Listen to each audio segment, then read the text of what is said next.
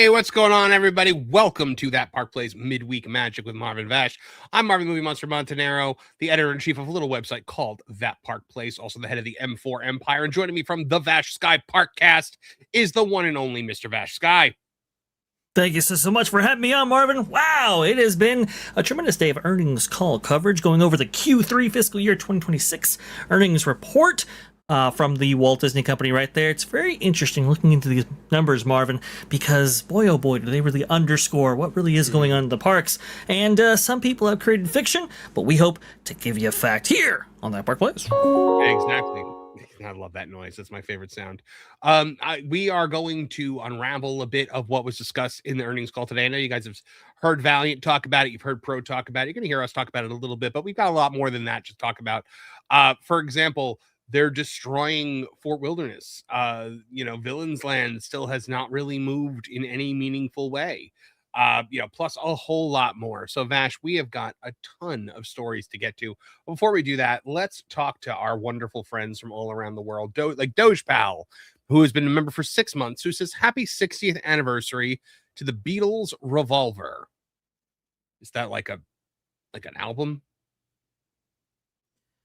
I am not a Beatles expert, so I very much do apologize. Yeah, where's Trish when you need her? Beatles. Oh yes, apparently it is an album. That is an album. I see. So, yes, see? Happy 60th anniversary to that album that we all know and love so much. Juliet for £2 says evening That Park Place in chat. Good evening to you as well, Juliet. And Culture Casino checking in, saying Vegas, baby. Apparently Culture is en route to Viva Las Vegas. I don't know if he's there yet or not, but he is definitely en route. And when he gets there, Las Vegas is going to get a whole lot crankier.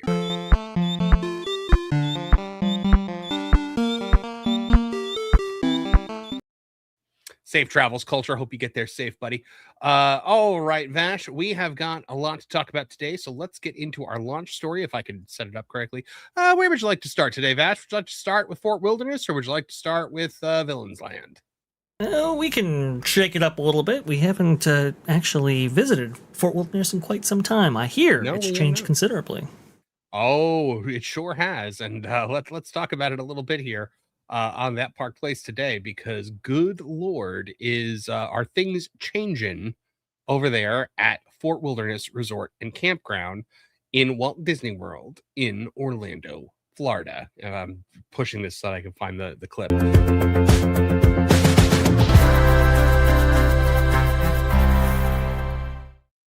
Well, come gather around, children, and you will hear that the times they are a changing over at Disney's Fort Wilderness Resort and Campground. Now, Vash, this is a video that I have queued up here of what Fort Wilderness Resort and Campground typically looks like.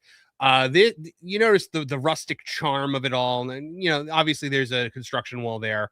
But I mean, like this is one of the more rustic places. You really get the sense that you're in the wilderness. This here is the Tri-Circle D Ranch. Where they have a whole bunch of different horses that you can go around and see. Yes. They've got the buses there. They've got the golf cart parking. There's a whole lot to see and do. It's a really amazing resort. Now, I probably wouldn't personally stay here unless I had a cabin, just because the idea of camping is abhorrent to me. But when you go to places like just look at these are the cabins, right? The cabins are actually very nice. But when you go to places like Pioneer Hall, there's just this rustic charm to it all. Like whether you're going there for the Hoop-Dee-Doo review or whether you just want to take in the atmosphere.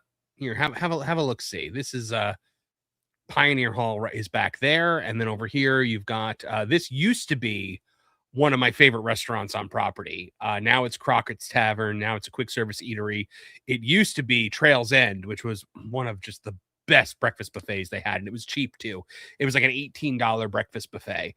Wow. And it had pulled pork, eggs Benedict, and this place was top tier, right? Well, Vash, what if I were to tell you that Fort Wilderness Resort and Campground no longer looks like this? Is it still secluded and naturalistic and has all that charm, that rustic charm? No. So, as Disney's Lakeshore Lodge and Fort Wilderness have started to take shape, this is the view now next to Pioneer Hall. This giant modern monstrosity, completely ruining the sightlines, completely bringing the modern world into the rustic charm that is Fort Wilderness Resort and Campground. I mean, this is absolutely abhorrent. This is ridiculous. You already ruined this area enough by taking away Trails End, and now you have like completely ruined it by putting this DVC monstrosity right next to it. Ridiculous. Look at this, the whole thing. It just completely takes away everything from Pioneer Hall. It's associated facilities right there. Try Circle U Ranch, like you beautifully pointed out. It's not too far away from this area right here, and you're just completely in the shadow of this Gensler special, basically. It's just abhorrent, Marvin. It's terrible. Look at the difference here, right? Like this looks like a log cabin almost. It's rustic. Correct. You got these plants. You got the building over here with the overhang that looked like, you know, it would be there to cover horses and whatnot. And then you've got what looks like a Holiday Inn. You know, the Best Western. And we're not the only people that notice. Look at some of these comments here. Nice symbolism between the old and current Disney. Thoughtful, imaginative, adventurous, unique versus soulless, cheap, corporate, common trash. I'm shocked at how these things get approved when I see who's working there, and then it all makes sense.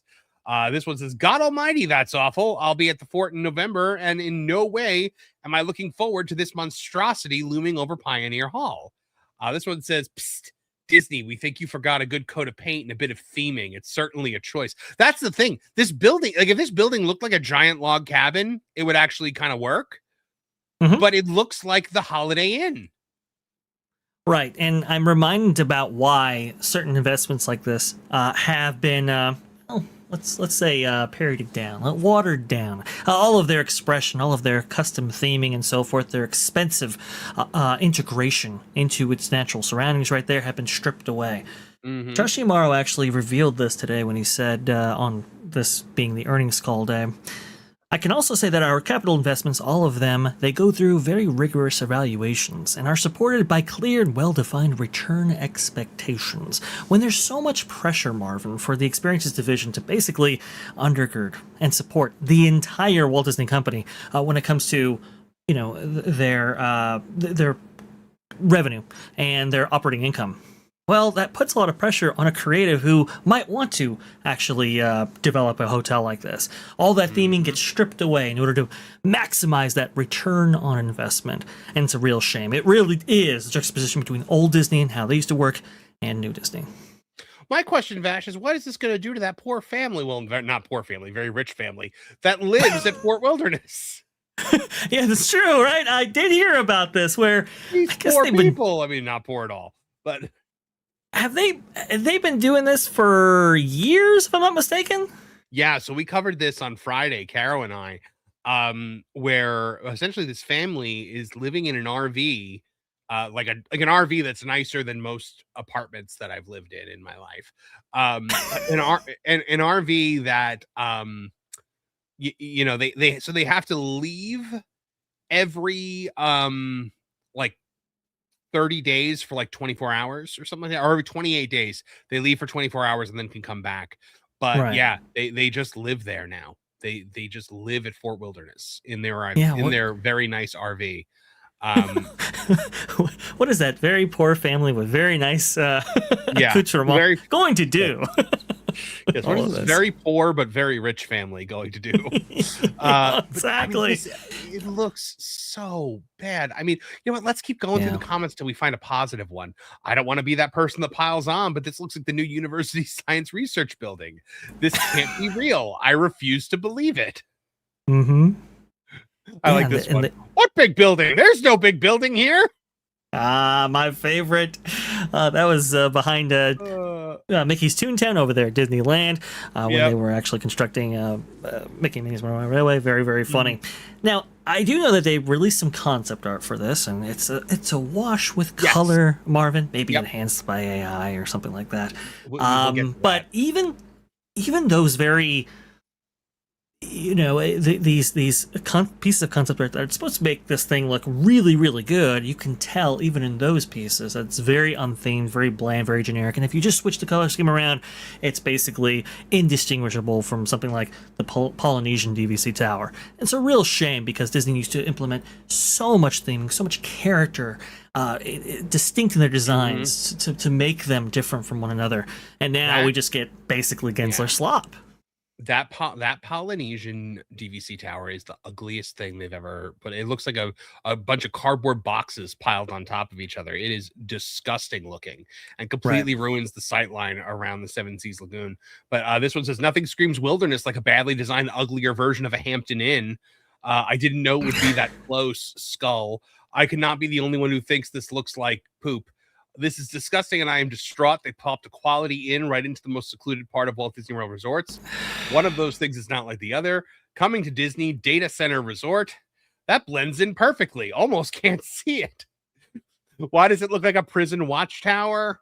What in the Hilton is this? Bloody awful. Good God.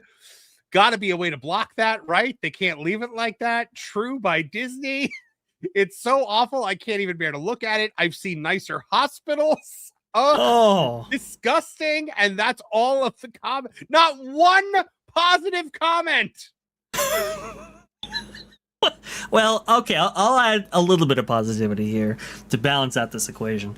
You remember the Polynesian DVC Tower when it was added, it didn't actually add any meaningful restaurant or even bar facilities. I mean, I know there are a couple, but apparently this monstrosity will at least add, I heard it was like 4 restaurants. Is that true? I think something like that. Let's take a look at the concept art here because they were very quick to point out this concept art. From sunrise sips to fireworks, look at spaces coming to Lakeshore Lodge at Walt Disney World. So let's take a look at the pictures real quick. We got this area here, which is ugly modernist slop. We've got this area right here, which, again, whatever.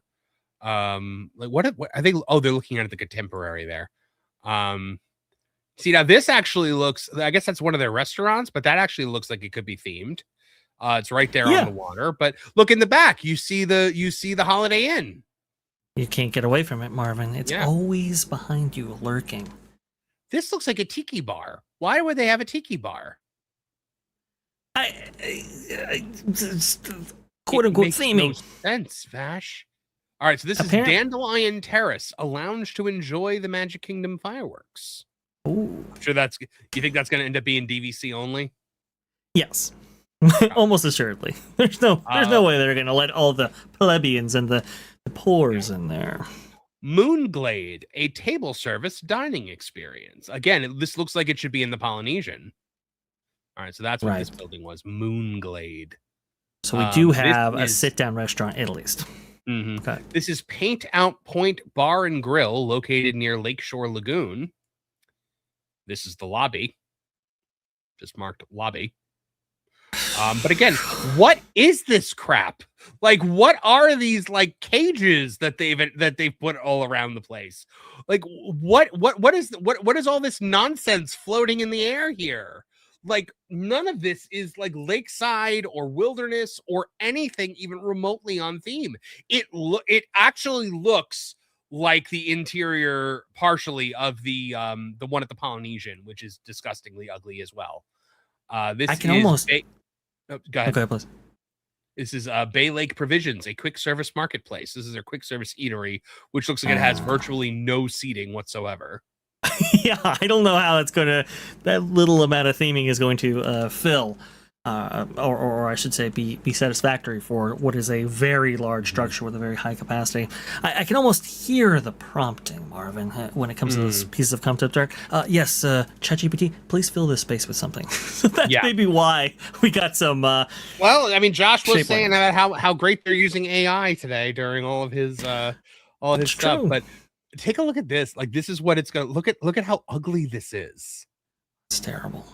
It's gross. This would be out of sync with most of Walt Disney World, but to put this in Fort Wilderness, come on. Like, the horses are gonna complain at this point. Like, This is greetings from the South. This is by Alyssa Esposito of Disney Parks blog. Says greetings from the South Shores of Bay Lake at Walt Disney World Resort, the future home of Disney's Lakeshore Lodge. We invite you to embark on this journey with us, following Letters from Lakeshore here on Disney Parks blog as the proposed nature-inspired resort. That's what we just looked at, Vash, was a nature-inspired resort. I'm sure. Yeah. When I look at this, I just think, you know what I just think? The natural world. That's what's reflected right here. I'm one with nature. Yeah, this is just God's creation, man. This is just nature. This is pure, unfiltered, naked nature. It's like you're camping. Yeah.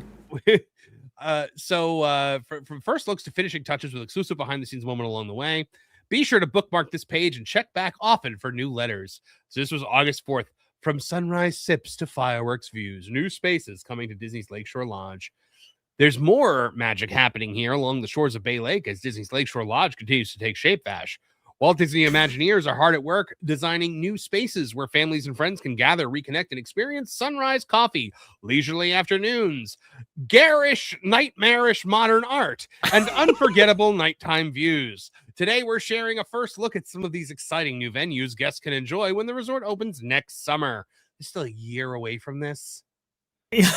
Yeah, we're still a year away. All right. So maybe it doesn't look as bad. So when guests arrive at Lakeshore Lodge, Vash, they'll step into the lobby and become immersed in the sights and sounds of nature. Spectacular floor-to-ceiling windows will welcome natural sunlight and showcase sweeping views of wetlands outdoor recreation area, allowing the local flora and fauna to flow seamlessly into the architecture, artwork, and ambience. Oh yeah, that's seamless right there. That is some seamless flow with that architecture. Yeah, no.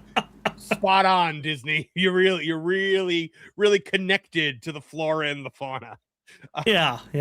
Now, Wilderness Lodge used to have like a little creek that I used to, come in there, and obviously that was certainly one with nature.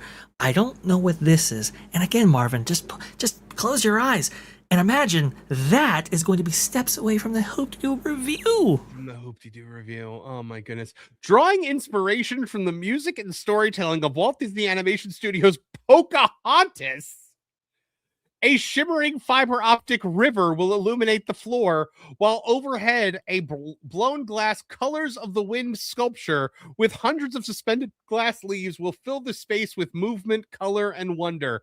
Vash, if you gave me 100 guesses and we're like, what Disney movie is this room based off of?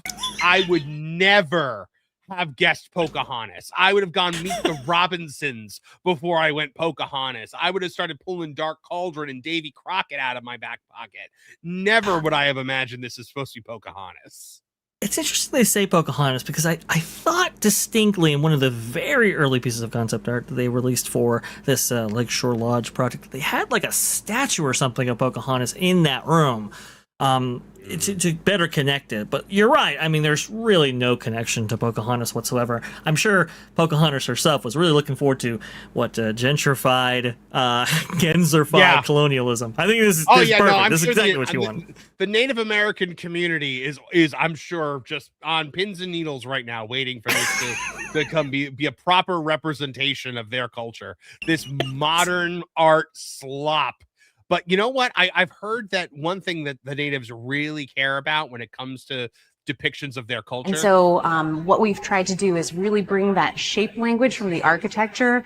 But like what we love to talk about at WDI is shape language. And we often refer to shape language. There's such iconic shape language in Spaceship River, the attraction. We really wanted to make sure that we fused to that throughout the space.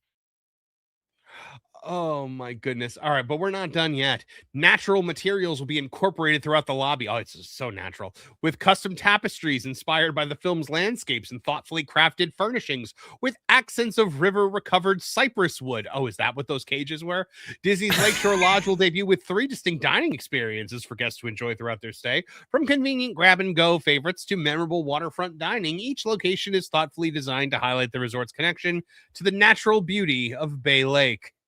First, we have Moonglade. Adding to the lakefront, Moonglade will offer an enchanting table service dining experience where stunning water views are part of every course. Here, guests will enjoy thoughtfully prepared dishes featuring seasonal and locally sourced ingredients. Floor-to-ceiling windows will frame. They're really happy about those floor-to-ceiling windows. Will frame the gracefully arcing cypress trees along Bay Lake, where artful lighting and nuanced design reflect the interplay of light and shadows. But don't worry, we removed all those shoes from those cypress trees. Right. Bay Lake Provisions will be the perfect spot to fuel up for the day of adventure and relax and refresh after a poolside afternoon. This all-day quick service marketplace will offer specialty coffees and fresh fare in an inviting open kitchen atmosphere. That's just what I want to say. And because no space is complete without a little hidden magic, guests can find woodland critters inspired by Disney classics throughout the space. Oh, good. I hope it's the ones from South Park. Paint Out Point Bar and Grill. When all the fun of the sun works up an appetite, head to Paint Out Point Bar and Grill near Lakeshore Lagoon. Enjoy shareable bites and specialty beverages while soaking in the natural beauty that surrounds the wetlands. Inspired by the art of plein air painting, this pool bar will showcase a collection of original artwork created by Imagineers as they drew inspiration from the Bay Lake landscape. I actually heard that their pool is just a big sand pit. Oh, really? explore the natural order of pools. That's what it's going to be. Dandelion Terrace. After the sun, guests can gather in Dandelion Terrace to see Magic Kingdom fireworks lighting up the sky of the waters of Bay Lake. The lounge will be home to a 2-story gallery of archival artwork from Disney classics like Fantasia, complete with whimsical dandelion light fixtures that add a touch of magic to the space. Soft lighting and sweeping views create the perfect setting to slow down and enjoy the nighttime spectacular. Yeah, everything about this resort, Vash, just screams to me, slow down and take it all in. We are slowing down, and we are certainly taking it all in. Yeah. I don't know we like what we see, but we are definitely taking it all in. You know what I think it is? And Dreamer's Point is the antithesis of the idea that Walt had this incredible optimism and hope for the future, that if we all work together and we all dream together, we could build the impossible and make it our reality.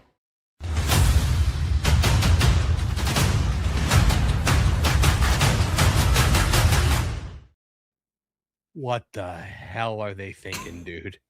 I don't know. What the hell are they thinking?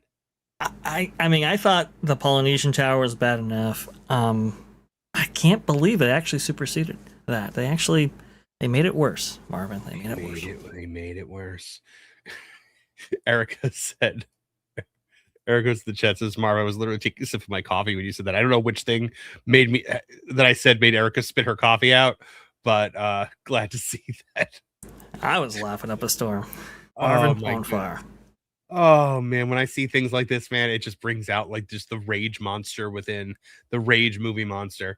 But yeah, everybody in the in the chat is basically saying the same thing. It's ridiculous. Erica says I'd rather go to Dollywood and see the Smoky Mountains. I mean, they are gorgeous. Gensler architecture fingerprints are all over this. Now, what is Gensler architecture? Gensler is the it's basically at the enterprise level or what is it, the corporate architectural firm that usually does architectural work for big corporations Google and all of that. But unfortunately, a lot of Imagineers have actually been pulled from Gensler. In fact, the prior head of Imagineering, prior to Bruce Vaughan actually taking over, was, I think, Barbara Boza, who came from Gensler as an executive there. So, yeah, this kind of corporate, very modernistic type architectural style that you're seeing Imagineering implement in so many of their designs, that's where it comes from. Just amazing. Oh, she said it was the South Park animal, the woodland critter comments. Woodland critter Christmas. Oh, right. Well, I mean, I feel like they're the ones that Disney would probably identify with more now. But yeah, I don't see any super chats, Vash. So we're going to move on to our next story because, Villains Land is starting to take shape. Or is it? There we go. One more for the top. Triple decker, just how you like it. Wow, thanks, Mr. Walt. You enjoy it. We will. The Walt Disney Company is hard at work constructing Villains Land at the Magic Kingdom. Or are they? Recent pictures of the space have shown us that, well, not a lot's being done over there to bring the land of Maleficent, Ursula, the Evil Queen, and their cohorts to life. Let's talk about it today on That Park Place. Vash, this is what Villains Land is, conceived to look like. I actually am kind of the mindset of just like drinking this concept art, because there is a 0% chance that it actually looks like this. Yeah, exactly. I know.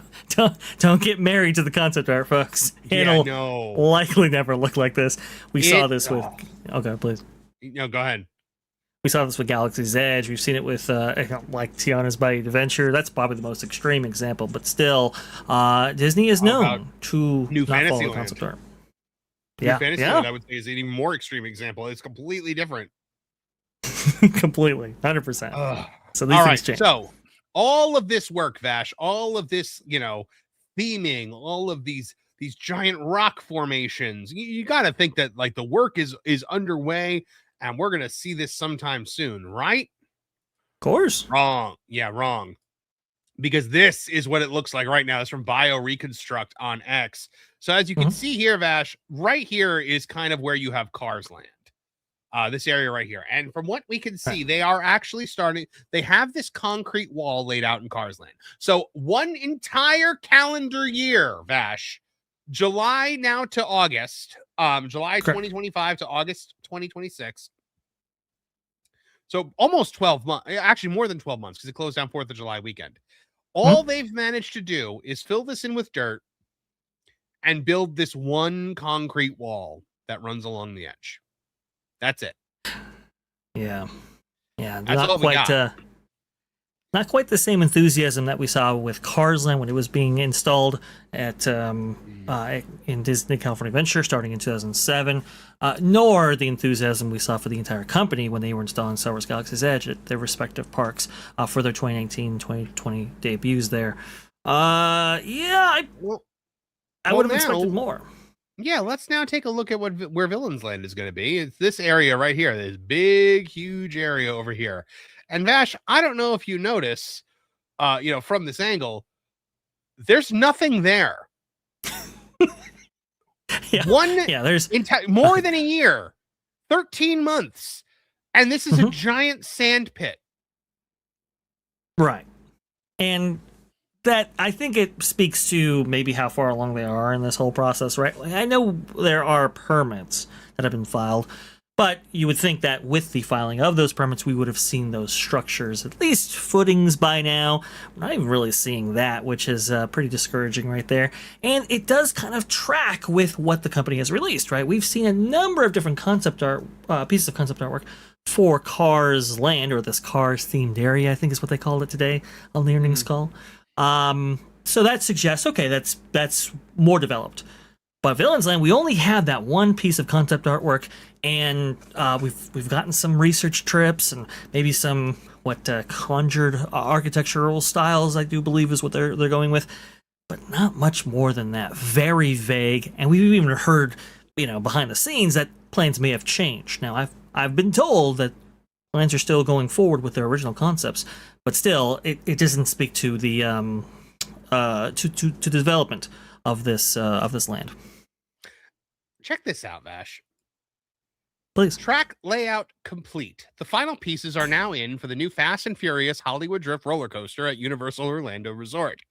It has not been a year for them to have been constructing this. That's true. It's done up pretty quick. I was just there the other day, Vash, and the only thing left to do was to add this one little piece of track that was incomplete. And now they've added it. The track is there. This attraction is essentially constructed now. Meanwhile, at the Magic Kingdom, we've got a dirt pit after what they're saying here is 392 days of work has led to one concrete wall and nothing. And yes, they filled in the river, they demolished the other stuff. That should not have taken a year. No.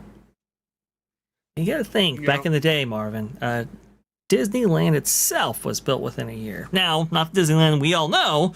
It's a very simplistic form of Disneyland if you go back to 1955, but it was completed in a year. When the company is, has some initiative, if it is incentivized to actually move on this work quickly, well, then you get a universal type timeline where these things go in ultra fast. Versus this, I mean, we're still moving around dirt, and like Marvin said, this is well over a year by this point. Just to me, this is why I'm thinking Villains Land is going to be the very last project here, and I think the company, they don't quite mind that because there's a lot of infrastructural upgrades that they are wanting to implement for this entire resort. So I think also what we're going to see here is I think everyone kind of has this idea in their head that Cars Land and Villains Land are going to open together. No. That is not going to happen. No way. Cars Land will open probably in what? I would say 2029, maybe? Yeah. 2028? I mean, if they're really pushing it, maybe 2028, but more likely 2029. Which means Villains Land you're probably not getting until 2030. At the earliest. Correct. Yeah. Maybe 2031 even. I mean, also Villains Land looks, at least from what I'm looking at right here, unless some of this is going to be backstage areas, Villains Land looks like it's going to be considerably larger than Cars Land. Yeah, Cars Land, I believe the estimate that I've heard is about 4.5 acres. I think that's the kind of conclusion that everybody's coming to, which is, by the way, a far cry from what DCA currently experiences with its Cars Land. That's well over, I believe, like 12, if I'm not mistaken. Mm-hmm. It's gonna be a little spit of nothing. It's gonna be absolutely nothing. Right, which is why they've changed the ride system, right? They don't want anything with speed. Now they're going for sensation. It's going to be slow moving because they don't have a lot of land to work with. That's exactly what everybody wants out of a Cars ride, Vash, is sensation and not speed. Yeah, we're gonna be going over the rough and tumble there on the outskirts of Plains Land. I understand laying the track for a roller coaster is a much different thing than having to install all the infrastructure for these new lands, and I guess that's what they do. But like we're looking right here, and it doesn't look like they're doing much work at all in Villains Land. It looks like they've just put up this wall here. Yeah, it seems to me that they really had maybe a vague idea of what they wanted to do when it was officially announced in 2024, and now they're still developing, which is why they really haven't moved on this, because I don't think, Marvin, they're too sure of what they're going to be doing here. Now, we might get more details at D23, but as you can see right here, I think the development process on this has been extended versus some of the other projects that we see, like Monsters Inc., for example, right? We have a show building that is basically almost entirely constructed by this point. I think that goes the same with Encanto over there in Animal Kingdom. You would think that they would have the same fervor for something like this, but they clearly don't. They're putting their resources in other places, and I think, like you said, Marvin, they're timing this out so that Cars Land will have its day in the sun, and so will this. Mm-hmm. Yeah, I agree. So, what's on your bucket list for Villains Land? What would you like to see there? I'd love to see Maleficent, a Maleficent kind of dragon type structure right there. I think would be really, really awesome. We do see that in the concept art. Now again, the dragon roller coaster, maybe even. Yeah, maybe, yeah, possibly. Which would actually be an adaptation of what they originally intended for Animal Kingdom with Beastly Kingdom, which is kind of very, very interesting. So something Maleficent right there. That ended up becoming Dueling Dragons over at Universal's Islands of Adventure. Right. Oh, you know your history. Very good. Yep. But no, I would love to see a twisted Fantasyland, right? I do think this kind of corrupted architecture that they're talking about actually sounds very, very interesting. Yeah, but it sounds cool. I'd love to see it a little bit more adult heavy, but we'll see. Go ahead, Marv. It looks like we've got a roller coaster track over here that's covered in Maleficent thorns, and then we got a roller coaster that's underground here. There's a 0% chance that happens. Yeah, the ground looks like it's bioluminescent, which again, they've had such issues with that in Avatar Yes. That I don't know. This over here looks like it might be the stepmother's chateau. Lady Tremaine's house. Yeah, I kind of see that. You see like a village type thing. Yeah. In one of the quadrants there. Yeah. You do see a Maleficent dragon there's breathing Maleficent. fire. She's right there breathing fire. Which could be cool, and you see the thorns and everything like that, which could be awesome. But like you said, Marvin, see these waterfalls alongside of the roller coaster right there. I know. We can't even get consistent waterfalls for Big Thunder. Yeah. What are we thinking? There are going to be multiple waterfalls. Like they've got waterfalls pouring down off the castle. Like this is definitely Maleficent's castle. Yes, there's no way it's going to look like this. But regardless of whether it ever looks like this, Vash, right now it looks like this. And this is not where anyone thought they would be at this point in time. So what is Villain's Land going to end up being? Is it going to ever end up being, will we see it in this decade? Probably not. So let us know in the comments, guys, what you want to see from Villain's Land and what year you think we're going to actually see it. I would love to hear what you guys have to say.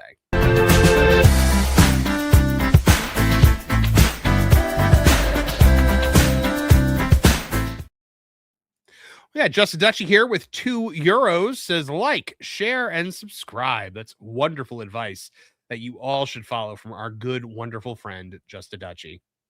Who's absolutely way more. She's way more than just a Dutchy.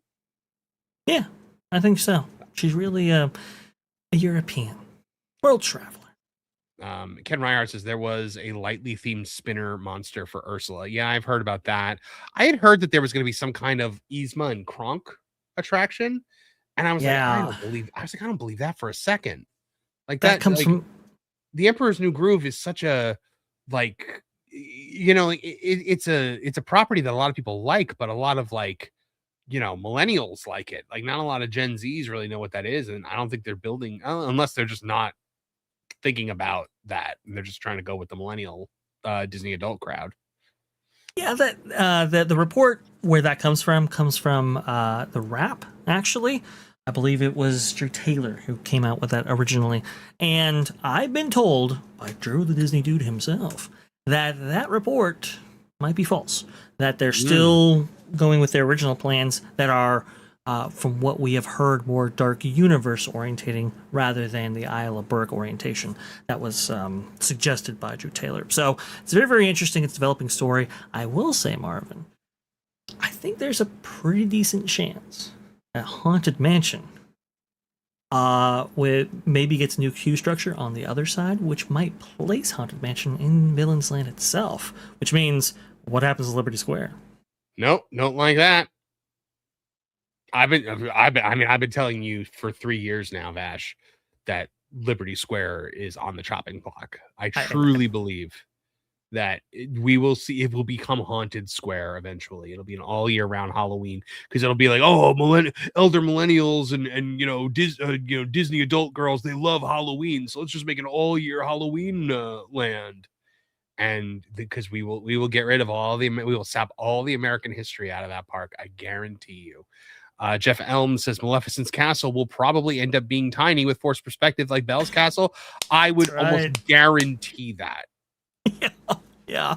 If you think we're going to get Tokyo when it comes to Belle's Castle versus what's currently existing in Magic Kingdom, you're out of your mind. Yeah. No. Yeah. The day that they announced that Liberty Square is going, the explosion that will be. And that will be a mighty explosion. I think it will. But yeah, it's going to happen. All right. Well, Vash, we got Disney has made a very weird partnership at what was announced at the shareholders meeting or not the shareholders meeting, the earnings call today. Let's talk a little bit about that on the other side. It's showtime! Straight from the heart of the park. Disney and TikTok?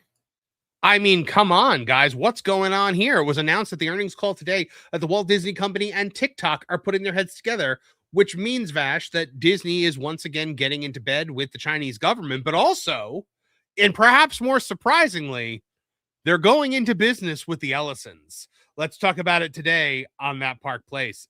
So, the Ellison family pretty much owns TikTok in the United States now, which was, why TikTok is allowed to exist in the United States. Of course, it has its roots in China. So obviously there is that Chinese government, presence there. But yeah, right. In the US, it's the Ellisons, who you would think would be the arch nemesis of Disney. They're currently trying to put through a merger with Paramount and Warner Brothers that would challenge Disney's supremacy in the marketplace, Vash. But let's take a look at what they're planning here with TikTok. For years, Disney Plus has marketed itself as the premium home for Disney's biggest films, television shows, and exclusive originals. Now, the Disney company is preparing to add fan-made TikTok videos to the same streaming service. Disney and TikTok announced a new global partnership on Wednesday that will allow select fan-created TikTok videos to appear on Disney Plus, while giving participating creators access to official Disney assets from franchises including Marvel, Star Wars, Pixar, and Disney Animation. The agreement marks one of the most significant shifts in Disney Plus's identity since the platform launched in 2019. Now, Vash, this to me seems like this is a replacement for the OpenAI Sora partnership that was announced before OpenAI decided that it was not going to do video generation anymore. Right, yeah, it seems to be a continuation of that. Also, to a continuation of, I suppose, an adaptation of that, but certainly a continuation of the strategy of having user-generated content on this platform right here. We know that, the content spend there was pretty high for Disney, and there was no way that Disney Plus was going to achieve profitability by putting out all of these original shows and so forth. It was just too expensive. So what do they have in order to add value to the platform? Well, you can see right here what they're doing. Well, so Disney Plus getting fan-made TikToks. So rather than existing exclusively on TikTok, select videos will also be featured on Disney Plus's vertical short-form feed known as Verts. Disney says the initiative will launch as a pilot program in the United States before expanding internationally. And now, according to Disney, participating creators may receive benefits, including promotional opportunities, invitations to special events, and access to official Disney resources through what it calls its Disney Creator Ambassador Program. You know what it's not offering, Bash? Money. Value? Oh, money. Money. Get one. This is designed for Disney adults to create TikTok, to basically give Disney free content that it can cherry pick to put on Disney Plus that they don't have to pay anything for but access. They're like, right. It works really well with these influencers that do these TikToks. Now we can just pay them nothing, give them just access and give them merchandise, throw them some cupcakes every once in a while, and then put their crap on Disney Plus, and people will love it. Absolutely. Well, and you keep that content spend to a minimum or even not at all. Now, of course, the Disney spin on this, Vash, is that it's about community, right? But critics might see something else. Disney has described the partnership as a way to strengthen fan communities and encourage creativity, which is certainly one way to view it. Another is that Disney is bringing content that people can already watch for free on TikTok into a subscription service that charges customers every month. Disney Plus was, of course, built on the promise of premium entertainment. Subscribers were not paying to browse social media clips. They're paying for Pixar films, Marvel series, Star Wars originals, and Disney's vast catalog of movies and television. This announcement does blur that line. If fans already spend hours scrolling TikTok, YouTube Shorts, or Instagram Reels, what incentive is there, Vash, to watch similar content inside Disney Plus? That appears to be the question that Disney is betting it has answered. But of course, this could also be, well, let's focus on that for a second. What do you think about that? The fact that, like, this is free content that you could already find on TikTok. Why would anyone consider this value as part of their subscription to Disney Plus? I don't think anybody would actually consider this value. This is why this is quite unusual that they believe that people would go to Disney Plus for specifically this. Now, this is very interesting. Stay Festive AF actually talks about advertising. That's an interesting side note to this, right? Because, well, TikTok, you have ads on TikTok. Here, you have ads on Disney Plus. So it could be a deal to actually maximize content for ad partners right there. Also, too, we heard that Josh D'Amaro, I guess they're considering FAST program, which if those unfamiliar, this kind of model in which maybe there is a tier of Disney Plus that would be free ad supported. So perhaps that might encourage people to join in this community, and maybe that's part of that strategy, Marvin. Is that at all a possibility? Because I can't really see this as a paid for model. I mean, honestly, I think anything is a possibility at this point. It's a I have no idea how they think. Like, this is the underpants gnomes. Like, this is just like steal underpants, something, and then profit. Like, I don't understand why they think this is going to bring people flocking to this platform. TikTok already exists. Now, trying to get people to engage with TikToks on Disney Plus, which is not exactly a social media channel that people are opening on their phones all day and scrolling through. Yeah, that's not what Disney Plus as a platform is used for. There's already a platform for it. It's called TikTok. And if you don't like TikTok, like I don't like TikTok, you've got Instagram Reels, you've got Facebook stuff, you've got YouTube Shorts. There's already avenues to get these things. Yeah, of course, absolutely. And I know that Josh D'Amaro, he believes that Disney Plus is this kind of gateway or this kind of landing pad for a lot of the company's products and so forth. I just don't really buy that. Perhaps this is consistent with that belief system as well. FAST, by the way, free ad-supported streaming television. Forgot the acronym, so do apologize for that. But it's I think that's pie in the sky thinking there, Marvin. It's kind of aspirational. Nobody goes to Disney Plus meaningfully, even to look at their content, much less scroll casually through. I don't know if this maybe increases the viewing hours for how long people actually spend time on this platform, that maybe they can actually take that metric and say, hey, look, people spend this amount of time on our platform, buy ads here. I mean, perhaps that's part of this whole thing, but this is just... I just don't see this being at all viable for the average consumer. I think the one thing that's very clear here is that this is a desperation move. This is Disney Plus needing more engagement. You remember, Vash, a couple weeks ago, that report came out about like the viewing of original series. Disney pays more money for their original series than probably anyone else. Netflix might beat them out. I haven't looked at the numbers for that, but I honestly doubt it, based on all the Marvel and Star Wars stuff that they've produced. And they came in like dead last place. Peacock was getting more views on original programming than Disney Plus. Yes. Yeah, dead last. Yeah, Peacock was getting more. Hulu getting more. HBO Max getting more. Paramount Plus getting way more. Netflix, obviously, the king at original content. But yeah, you're right, Marvin. For as much money as Disney actually spends to get this original content onto their platform, they just haven't seen the returns. And this is, I think, why Alan Bergman's like, hey, look, listen, we're going to go ahead and lock this up. This is why we're canceling Wonder Man. This is why we're canceling Acolyte. This is why we're canceling all these different series, because the blank check no longer exists. They had to get far more fiscally responsible with Disney Plus. And I think this is why you heard Valiant today on the earnings call coverage talk about, have you heard about a new Star Wars series? Have you heard about a new Marvel series? You really haven't.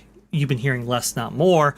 This is part of that. But you still have to have something on this platform, Marvin. And, well, look at this TikTok deal. Yeah, absolutely.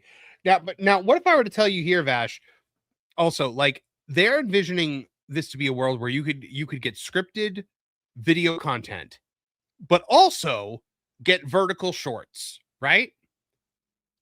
Sure. Well, let me ask you this. Have you heard of Dugout Dads? I haven't, no.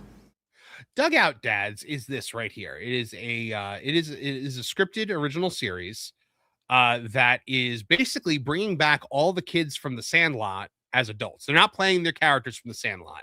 They're playing original characters. But these are all the kids from The Sandlot. They're playing dads who are, Little League coaches. And it's all about baseball. And, it's the guy in charge of it all is the guy that played Ham on The Sandlot. And his wife in this whole thing is Topanga from Boy Meets World.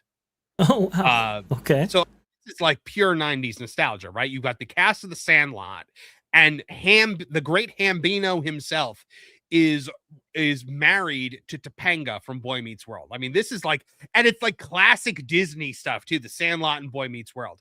Well, Vash, guess where this is airing? On on Streaming YouTube. on YouTube. If this succeeds, this is going to open the door to scripted series being created for YouTube. YouTube becomes a fast program.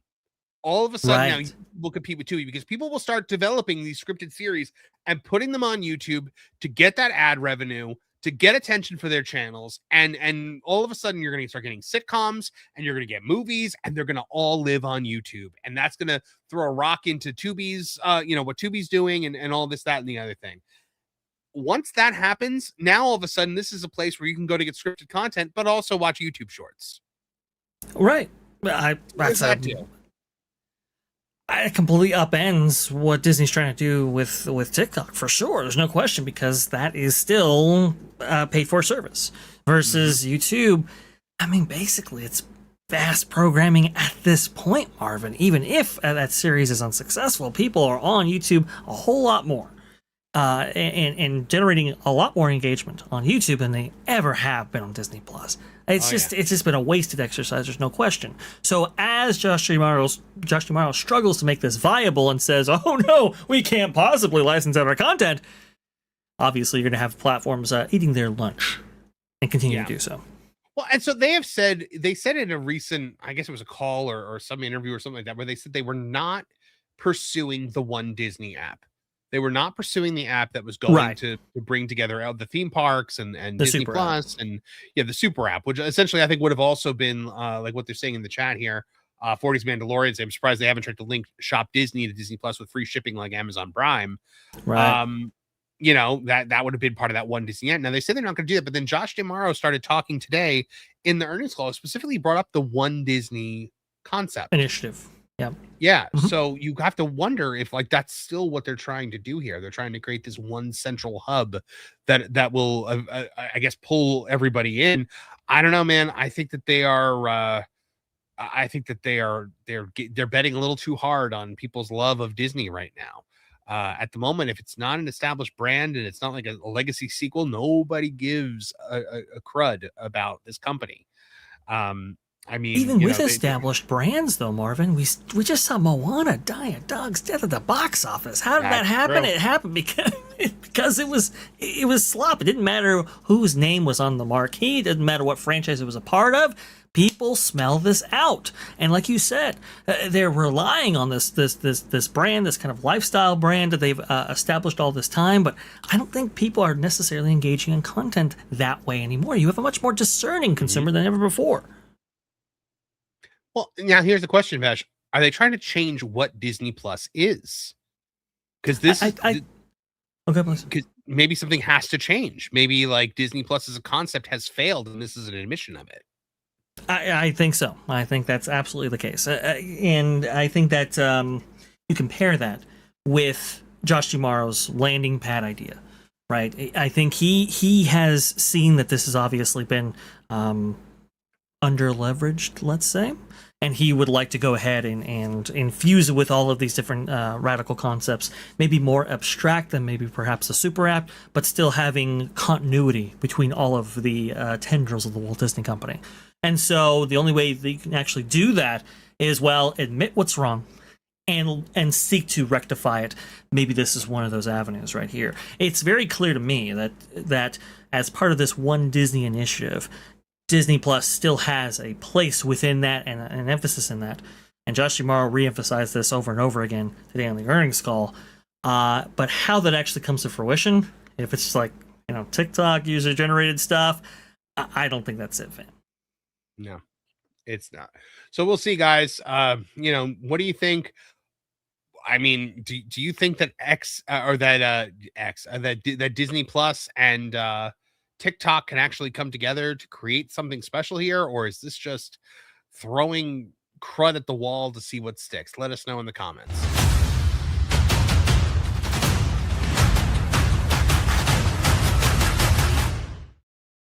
Oh man, it actually I am like doesn't Dugout Dads look cool though? It looks really good. I didn't even know it existed. I hope more people find out it exists.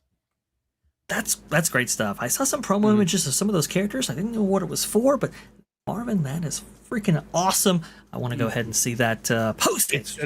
It's going to infuriate Disney because it's all built on their IPs. It's it's the cast of the Sandlot in a baseball movie as adults, not playing their characters from the Sandlot, and Topanga from Boy Meets World.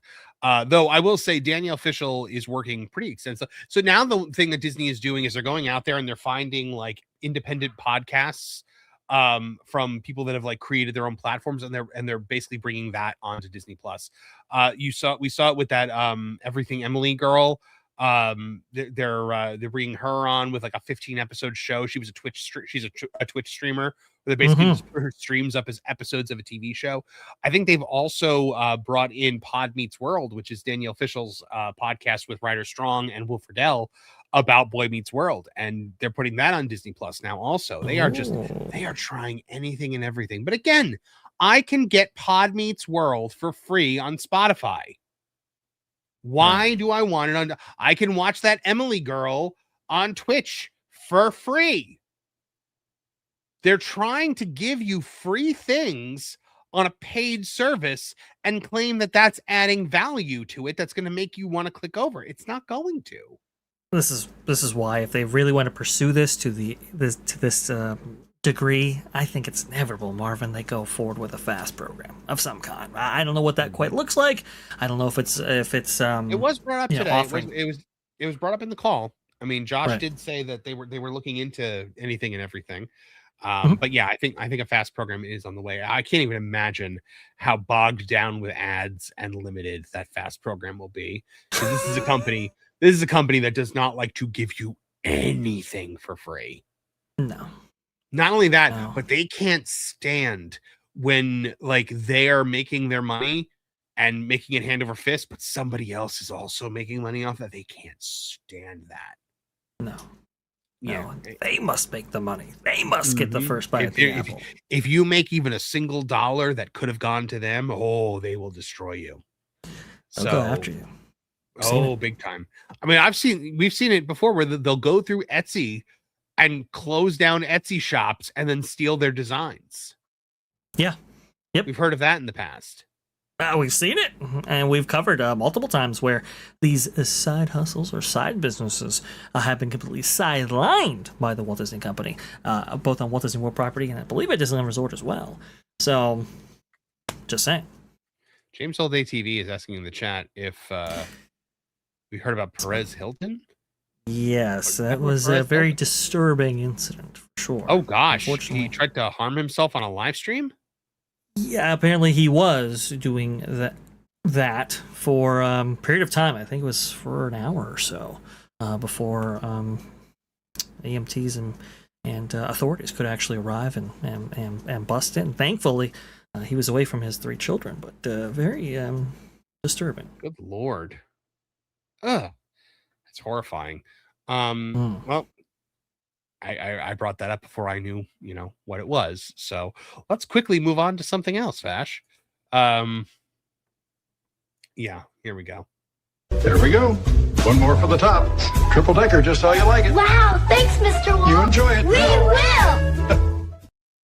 The Disney earnings call was very clear about 2 things. Toy Story 5 is an unmitigated success at the box office, and Disney theme park attendance has hit a growth spurt. So what happened? Were we here at That Park Place wrong? Let's talk about it here today on That Park Place. Vash, so a lot of people are trying to say that we were wrong about what we've been saying about Disney this summer, that, the parks are essentially, not nearly as crowded as they normally are. To be fair, we backed that up with data, but, they're trying to say that what Josh D'Amaro said today on the call was somehow proof that we were wrong. Well, let's take a look at exactly what was said.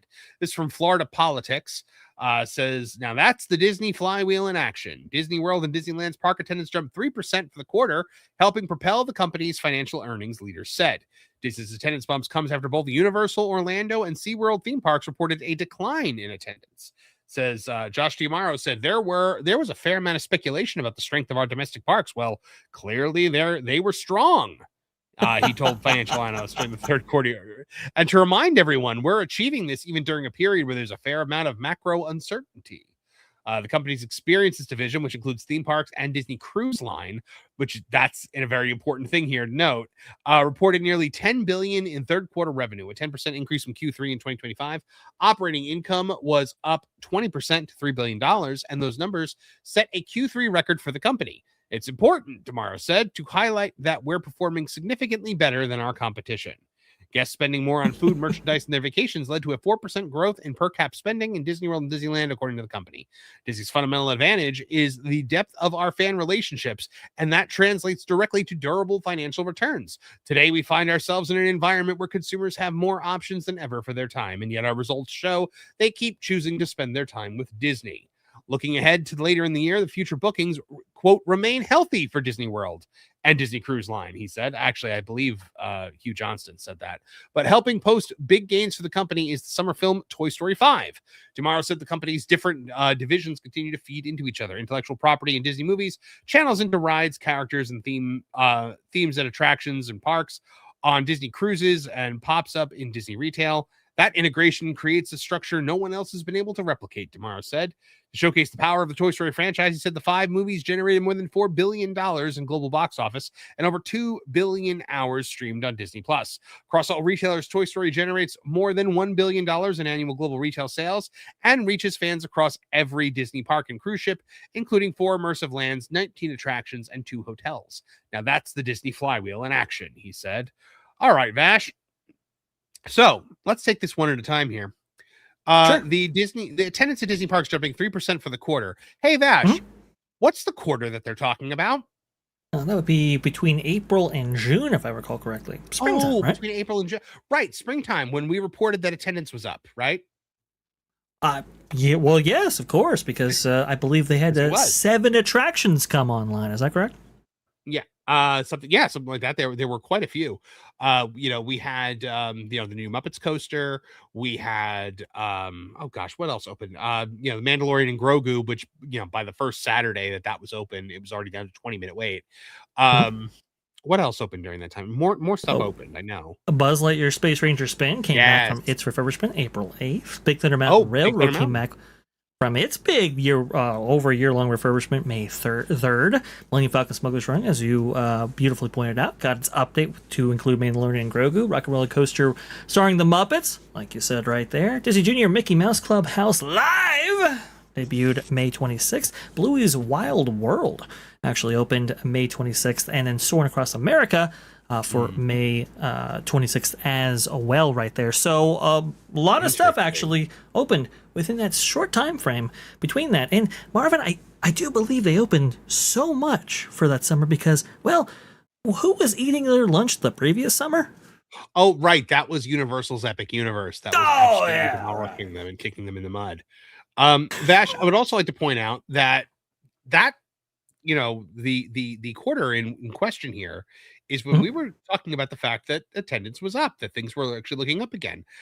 It's not the summer months that we're in right now, which are fairly sparse. It's not just us saying that, guys. It is the mainstream media as well talking about the Disney ghost town. They've been saying that now for 2 years when it comes to the summer months. So an important distinction there, that when they talk about things like this, they're talking about the springtime months when 7 attractions open. They're not talking about right now in the summertime. So that is very important to remember. And again, I think a lot of what's happening here, Vash, is what we've talked about with the vibes, not rides kind of situation, because when we track this data, we're tracking it via wait times for attractions. And so if not a lot of people are buying Lightning Lane, and because of that, not going on attractions, and they're just showing up to eat food and to shop and just kind of soak in the vibes, well, then we're in a situation here where the parks could conceivably have people in them, but the data is saying that there's no wait times for anything. Now, where there are wait times is Epic Universe, so I would say that. But yeah, it is. So we're talking about 2 completely different time periods here. Correct. Yeah, well, absolutely. And you have to remember too, when it comes to the entire experiences division, not just in attendance for the parks, but just the entire division. This was the first full quarter for the Destiny and the Adventure both to be online simultaneously, which obviously is going to equal to a lot of enhanced revenue and a lot of different operating income opportunities right there. But it's very interesting you say that, Marvin, about Lightning Lane and people actually buying into it, not buying into it. There was a story just broken by Walt Disney World today, not too, long before we actually went live, talking about how the Magic Kingdom Premier Pass, the Lightning Lane, this $450 option previously, has actually been reduced in price from its minimum of $329 now to $299. Same thing occurring with Animal Kingdom, going from I believe I think it was like $129 or something like that, now to $119. So what I'm saying is that the Premier Pass, this Lightning Lane experience, has been reduced in price, which suggests some soft usage among guests, and they're trying to encourage sales that way. Fascinating stuff right here. So now let's get to the upper that Toy Story 5. It's an unmitigated success. It is absolutely undeniable. You cannot deny that this movie is successful. And I'm pretty sure, Vash, we also said that would be successful. At least I did. I don't know. Yeah, I think I only know one person out there who said that they thought that movie was going to flop.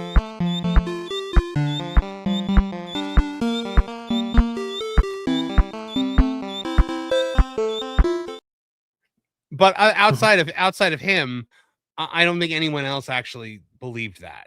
But again, Vash, when you go through Toy Story Land, I did this test earlier in the year where it was right around the time Mandalorian Grogu came out. I walked through for park hopping. I walked through Galaxy's Edge, and it was empty. It was a ghost town. There was nobody there. Then I went and walked through Toy Story Land, just feet away, right? And it was packed, shoulder to shoulder people. So people do still care about Toy Story. Josh was not lying about that. Right. And I think Inside Out 2 bore out the fact that people will still come to these sequels, even if this brand or studio has been diminished in people's eyes, right? People will still come to see the continuation of the story revolving around the characters they so love. And I think it was kind of funny, Marvin. I think he said, Josh D'Amaro said something similar to the effect when it came to Spider-Man Brand New Day, and as he was giving accolades to Sony and so forth. And he was like, it just goes to show you that if you create a great story and a great sequel, people will still come out. And Marvin, I think you said real quick, why don't you do that? Which was hilarious. So, Valiant Stream, I think I did say, why can't you guys do that? Why can Kevin Feige collaborate with Sony and make this movie that's made $1 billion in a week? And he can't do that for you. Why is he giving you the Fantastic Four first steps, but he's giving Sony this Spider-Man movie? Like, what exactly is happening here, Josh? What's the disconnect and what's going on?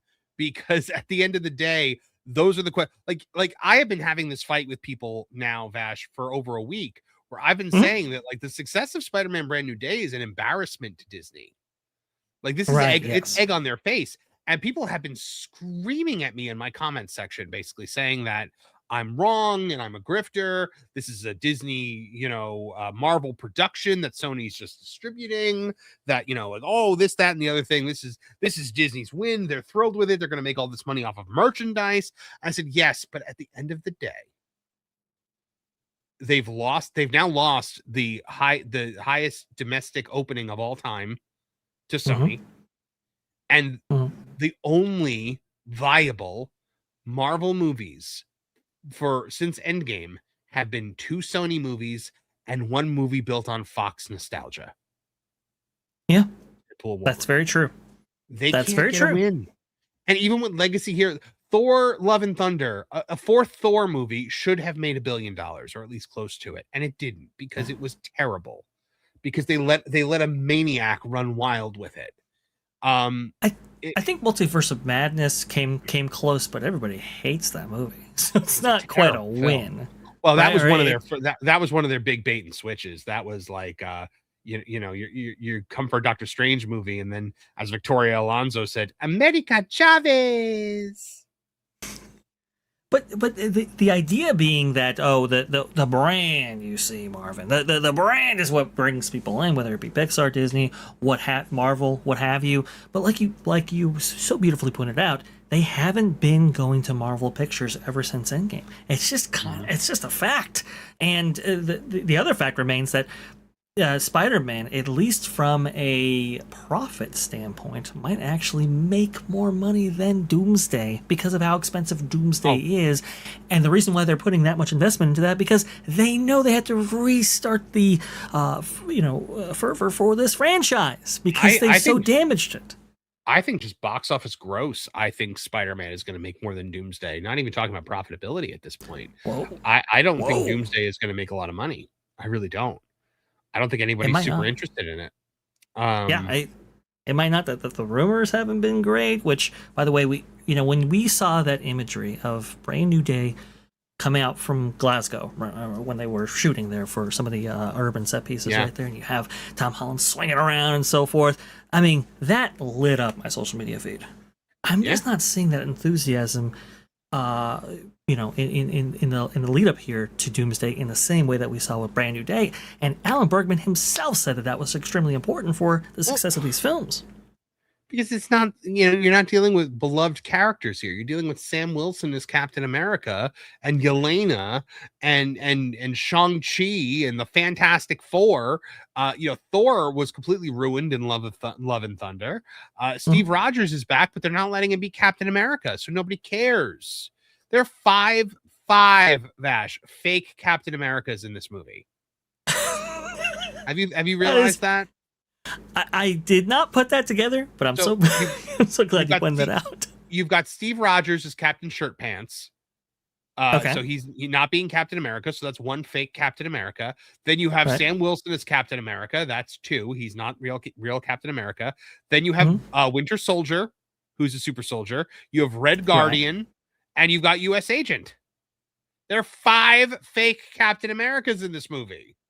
That is incredible. I can't believe that's a thing, but I suppose we need all the star power we can get, and they're putting down big bucks in order to make this happen. And it really does speak to, maybe you do something with Toy Story 5. Maybe you do something with Doomsday. Let's say it makes a whole bunch of money. But they still haven't been successful in launching Marvel characters or properties outside of the Avengers films since Endgame. And they haven't been successful at all launching original films for their Disney Animation Studios, that being Disney Animation and Pixar. People still come to Toy Story 5. That's true. But now they're not even coming for stuff that is connecting to these franchises, like Moana, like Mandalorian and Grogu, and they can't establish anything new. And that right there is a big, big defect in the creative engine at Disney. Well, look at what happened when they tried to start something new. You get things like Elio, which was a heinous bomb. Looking forward, Vash, I would put money down that Hexed is not going to perform very well at the box office. Nobody's talking about it. Literally, no one is talking about that film. And you know what's funny? That's the new, now that Minions and Monsters is out, that's the new film that the trailer plays in front of every single movie. Really? Like every movie that I've gone to see for the last several months gets that trailer. They're really pushing it. I just don't think it's going to be successful. You can put this in front of everybody that you want, and everybody has the same reaction when they see that. More witches. Yeah. Oh, you're doing this again. More witches. Exactly. We were talking on Midnight. We were talking on Midnight's Edge, or I said like, because they were like, oh well, what was that thing with the lesbian witches? And I was like, you're gonna have to be more specific. Like, oh, what was that Disney show with the lesbian witches? Yeah, like, well, they sing. Well, yeah, no, still, they always sing. Like, it's literally everything. It's literally everything now. They're doing a new series about witches now called like Coven Sisters or something like that. So, this company is just bankrupt creatively. But guys, at the end of the day, like, this was talking about the springtime attendance when all the new attractions were opening, and we said that attendance was up at that point in time. So the summertime is still what the summertime is. It's still what's been reported. Yeah. So that's basically what this is. In order to hear more, we'll have to, about what's going on with this summer as far as attendance goes. Well, we're just gonna have to wait for the next earnings call, which I truly hope is not for a very long time.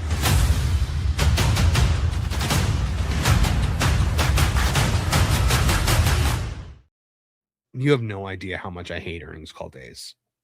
It is a lot to take in, right? Because you got to start up way early in the morning, right? Mm-hmm. Obviously, there's some disruptions, which our viewers, thank you for following our continued coverage and all of this. Do appreciate that. It disrupts a little bit of the coverage, and you are just like smack dab in the numbers the entire time. So it's long, drawn out days, and they're a little bit dry. So we try to keep it entertaining here. Yeah. Well, you know what I will say about Josh, though? He has put a lot more effort into these than Bob ever did. That's true. He doesn't sound like he's talking to you through a Burger King drive-through speaker.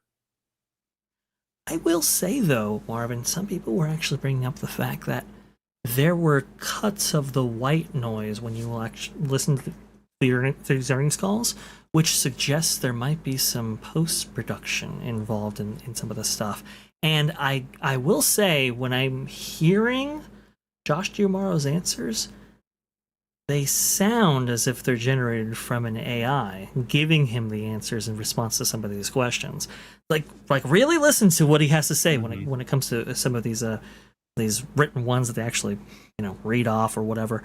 It's bizarre. His speaking cadence and everything, it switches. You'll hear it next time. Yeah. It's so, at least there's some production value. At least you can actually hear what's being said. And the one thing that he said that I really was shocked by was when he admitted that Moana and The Mandalorian and Grogu were flops. That was shocking. Bob never in a million years would have agreed. Well, because here's the thing. This company has put out 5 movies this year, and the only one that it was able to point to as a success was Toy Story. Yep. And a Sony, and a movie made by Sony. Yeah, and give him all the kudos for that. I'm surprised he didn't bring up The Devil Wears Prada 2, because that was a success. And he just didn't bring it up. I did not bring it up. I was kind of a little surprised by that, because I think Bob Iger would have. He did not. Now, I will say, bringing up your faults like that is better than having them asked about those faults, right? On the back end, like as if you're trying to hide something. I think that worked out in Josh's favor, because we really didn't hear much in regards to the deficiencies in their studio division, maybe because they were forthright in that information. Certainly not as much as maybe you or I would have asked Bob Iger, or Josh Giammaro. So I think that was really kind of interesting. I'll give Josh credit. The production value, certainly way up. The presentation, certainly much better than it ever has been. Outside of, I don't like the fact that, these Wall Street analysts have to put in their questions like this. I'd much rather have them ask these questions, because, Marvin, I don't know if you noticed, but there were some things that they had previously answered, but now that those questions are submitted, they have to go over them, and now it's redundant, right? Whereas if it was a live setting, you would have obviously changed that question in order to maybe get more information. So don't like that, but everything can't be perfect, I suppose. Yep. All right, Vash, ready to get to our final story of the day? Absolutely. Please. Our grand finale. I just can't wait for 3 days of you and me. Well, folks, when you and your competitors are trading off on billion-dollar business deals, things can get a little bit heated. And that happened today during the Disney earnings call, when the Disney C-suite essentially took a swipe at Universal. Let's talk about it today on That Park Plays Vash. I was actually legitimately surprised by this. So this is from Blog Mickey. Disney reports very strong attendance at Walt Disney World takes shot at Universal. Despite wait time data from Walt Disney World's My Disney Experience app showing a dip this summer compared to the past few summers, Disney says that attendance is strong in Orlando theme parks. Oh, for God's sake, Blog Mickey, they're talking about the spring. I'm sorry, that really frustrated me. Walt Disney World they're not talking about the summer. They're talking about the spring. It's April to June. Walt Disney World had a standout quarter according to Disney's fiscal third quarter 2026 earnings release. The company gave no specific attendance figure for the resort, though. Instead, Disney reported that global guests across its experience segments grew 4% and the domestic park attendance rose 3%. Both are blended figures that combine Walt Disney World with every other Disney park and Disney cruise ship in the portfolio. So, CFO Hugh Johnston told CNBC that Walt Disney World attendance looks stronger than Universal's and Orlando airport traffic. Walt Disney World also had a standout quarter and very strong attendance. So let's see what he said here specifically. The earnings call describes global guests up as 4% compared to the same quarter last year.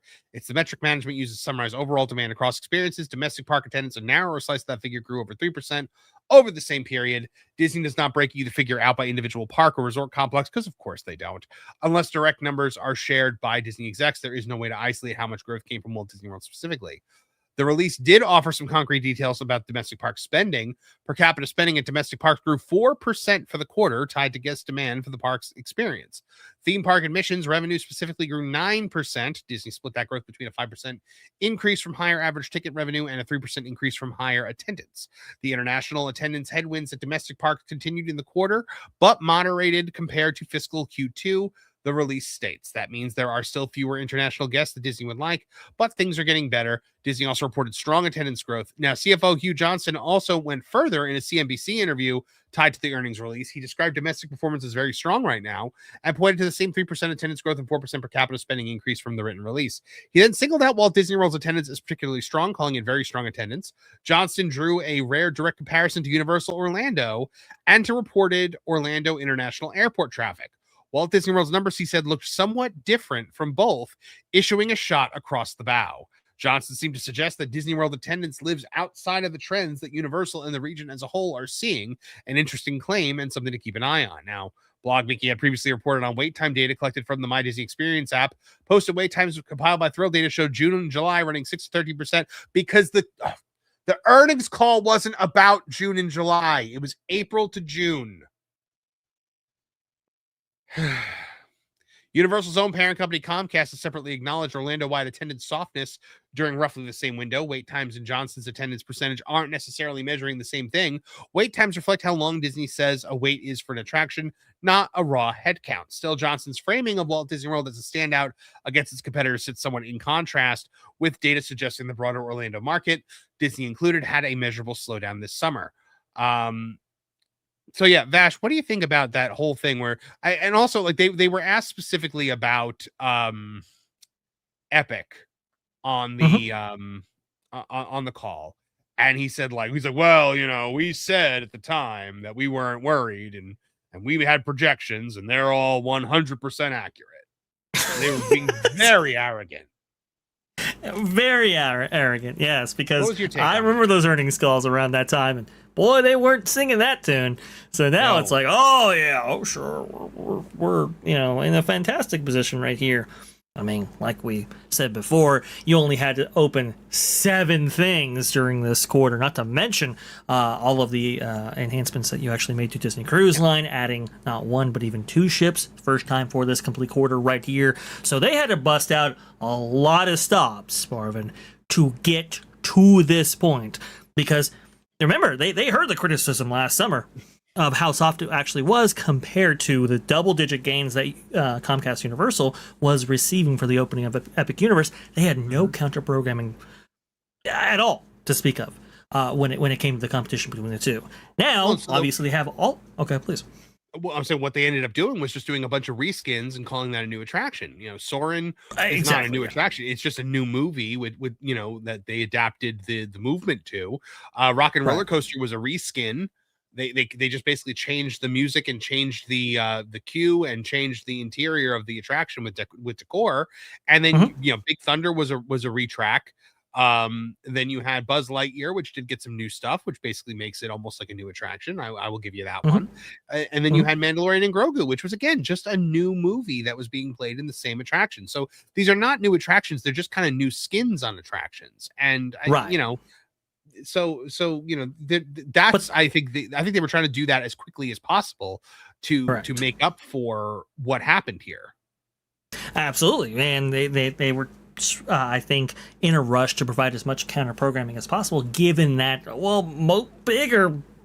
big chunks of the resort are currently behind construction walls. So we've got to get people in here, and so that's why you get the view of all these things at the same time. I do agree with you, not necessarily new attractions, but certainly things that they are going to put on the marquee, right? They're going to put that out in ad spend, and we've seen the social media parroting that goes on when these attractions actually go live. And so for the broader public, they can be relatively new. I think the only thing new really was Bluey's Wild World, and well, obviously that kind of fizzled out right there. When's the last time you heard anything about that? I haven't heard anything about that in a long time now. Yeah, so I was just talking to Jerry from Capture the Magic, who actually visited very recently there, and you could basically just walk in, see Blue real fast and get out. Yeah, it just fizzled out completely once the word got out what that experience was all about, which was most unfortunate right there. But I will say, Universal, remember Comcast, they had their Q2 earnings call not too long ago right here, talking about this quarter, roughly where Disney was remarking about it today. And they said that the broader Orlando market began to soften in June.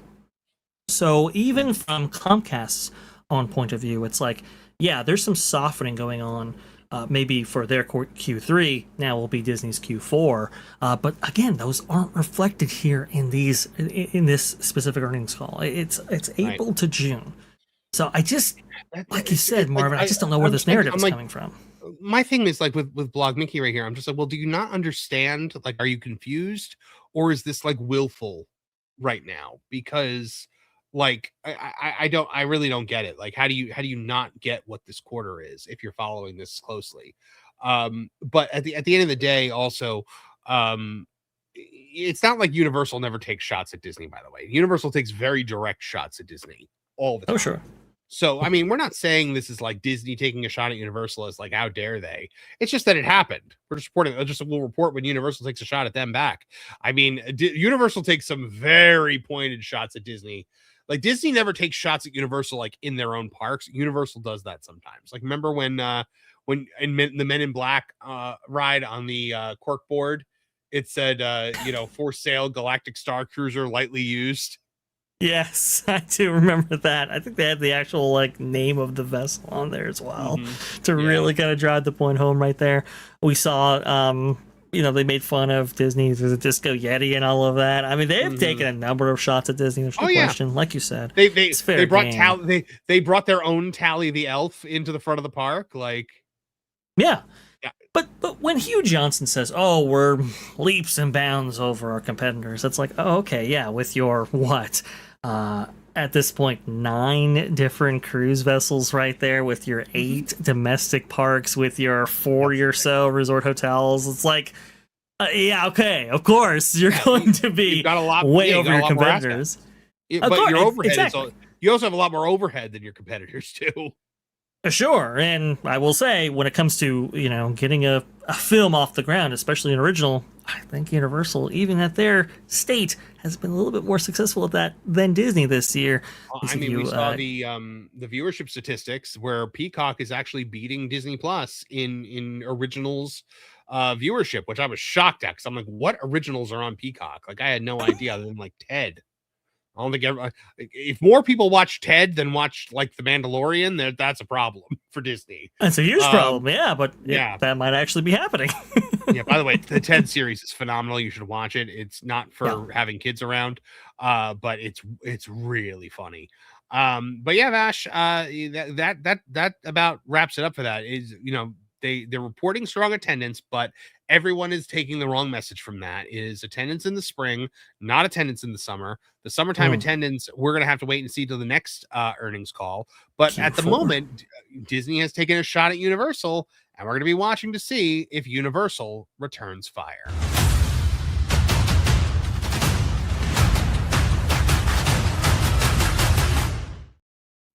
All right, guys, that about does it for us today. Let me just make sure there's no more super chats. Nope, we are good. We're caught up. Vash, what do you got going on over in the Vash Sky Parkcast in just a few minutes? What don't we have going on? Obviously, we got earnings coverage going over all of those facts and figures right there. Some interesting things to actually take from all of this stuff. So that'll be really, really fun. I talked about how maybe Liberty Square, or maybe perhaps going away here with Marvin here. That's obviously a little bit of an appetizer for the main course, where I actually have, in my research here, maybe some evidence to suggest that perhaps Haunted Mansions Q will be relocated, and maybe, in fact, Liberty Square does go away. We'll see about that. We also have Tom Fitzgerald obviously retiring right there. We'll study his career with great interest because it's a conflicted one. We have perhaps the Electrical Parade actually coming back to Disneyland. Premier pass pricing actually at its lowest point that we've ever seen. There's a whole lot more going on in the theme park world, and we'll be happy to take you through it over there on the Vashkai Parkcast. All right, and guys, for me over on the M4 Empire, please check it out. I've got 3 videos a day. I got another video coming out probably sometime in the next hour or so.